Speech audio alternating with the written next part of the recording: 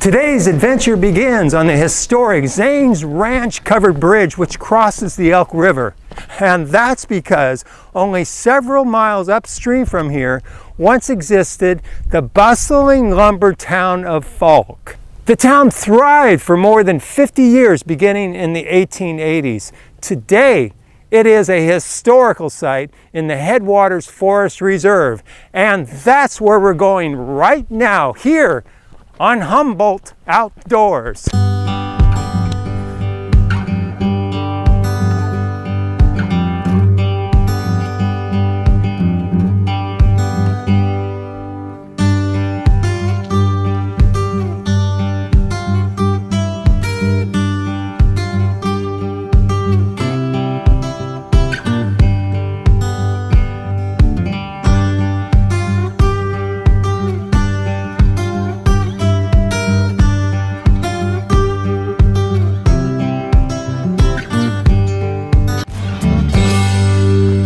So the Elk River Road ends right here in the Headwaters Forest Reserve in this parking lot, which is also the trailhead for the Elk River Trail. And just 1 mile ahead on the Elk River Trail, we will find the site of the old town of Falk. I'll show you some scenery along the way, so let's go.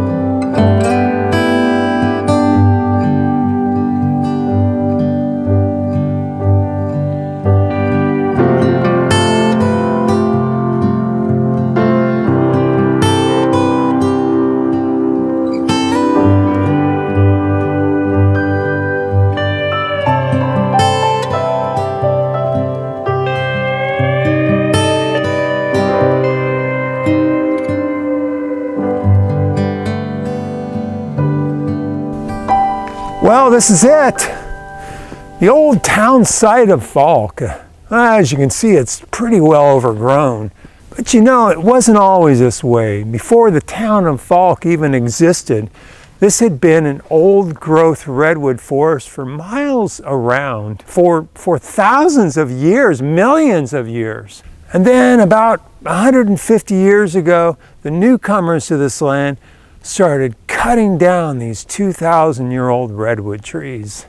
And in the 1880s, a man named Noah Falk obtained financing to build a lumber mill right near here to turn all those redwood trees into lumber. And soon after he built the lumber mill, he founded the town of Falk in order to house the workers and their families. So the old lumber town thrived for around 50 years until the mill shut down in the 1930s. Well, a few dozen people lingered around in town into the 1940s, but by the 1950s and the 1960s, it was essentially an abandoned ghost town. So in 1979, the lumber company that owned all this land at the time decided the town had to go. So they tore down all the buildings here, except for one building. And that's the building we are going to go see next. Oh yeah, and once I get there, I'll be meeting Julie Clark, a park ranger with the Bureau of Land Management, to learn more about the history of Falk. Now, Julie has worked here for over 20 years and has a great deal of expertise on the history of Falk. Ha! Here it is, the old engine house.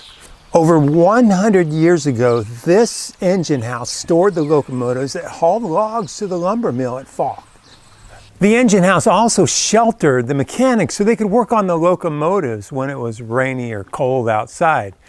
And now the old engine house has been transformed into the Headwaters Education Center, open to the public and staffed with docents during the summer months from 12 to 3 on Sundays. And another thing, oh, there's Julie. Oh, hi, Julie. Welcome to the Headwaters Forest. Okay, let's go. We're going to learn more about the history of Falk with Julie Clark. Oh, Julie, thank you so much for meeting me here. Walking along that trail, the scenery was just amazing. Yeah, I hope you had a great time. Oh, that trail is beautiful. So what was Falk like back in its heyday? Basically an isolating existence for those 200 people that lived here. They were extremely self-sufficient, had gardens, and they had cows and vegetable gardens. They had a schoolhouse here, they had a post office, they had a little market, and their only means of entertainment was the dance hall. And what was it like for those who worked in the mill itself? They worked 6 days a week, 10 hours a day, mostly in the summer and fall. It was closed in the wintertime, and they made $2.50 a day. So actually they made really good money back then. What brought an end to the lumber mill in the 1930s? Well, due to the high operating costs, the Great Depression, and then, you know, the town of Falk was running on steam back then, so there was never electricity out here during that time. So all their equipment needed upgraded. They were actually still running on steam donkeys, so they closed their doors down. Now we're into the 1940s. What was going on out here? People have told me that it was like time stood still. They were going into these buildings, and the folks that moved out would just, you know, took their clothing and things like that, but a lot of the furniture was still in the buildings.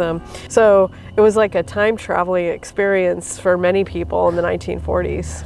Yeah, it was a ghost town for about 30 years. So in the late 1970s, why did the lumber company that owned this land at the time tear down the town of Falk? A lot of the buildings were rotting and were unstable, and so folks that were trying to come in and look around and see this time traveling experience were in danger of a collapsing building, and the lumber company just didn't want the liability. How did the Bureau of Land Management come to be the caretakers of this land? In March 1st, 1999, the BLM acquired it after 2 decades of actually a lot of activism to save the last, largest, privately intact old-growth redwood forest left. Old-growth forest I spoke of is 2,500 acres within the reserve, and the reserve is 7,500 acres. And we manage it actually for the 3 R's, so that's really easy to remember, for recreation, restoration, and research, particularly of the endangered species, the marbled murrelet, which is a seabird, and also the northern spotted owl, and then our watershed, what Headwaters is named after, the Elk River and Salmon Creek. Coho and Chinook spawn every winter. Wow. So it's a viable watershed for those anadromous fish. Julie, thank you so much for spending time with me here today. This is just a wonderful place to be. Yeah, I'd agree. Well, that wraps it up for today. You know, I've been reflecting on what Julie had to say about all those people who came together to help preserve and protect the Headwaters Forest Reserve. And I can't help but think that even though that's in the past, here today, those of us in the present can also lend our voices to help preserve and protect beautiful outdoor treasures like this in Humboldt County. And I'm convinced that the more time I spend outdoors, the more I come to appreciate the beauty and the value of these types of areas. So I encourage you to get out there, spend more time in Humboldt outdoors.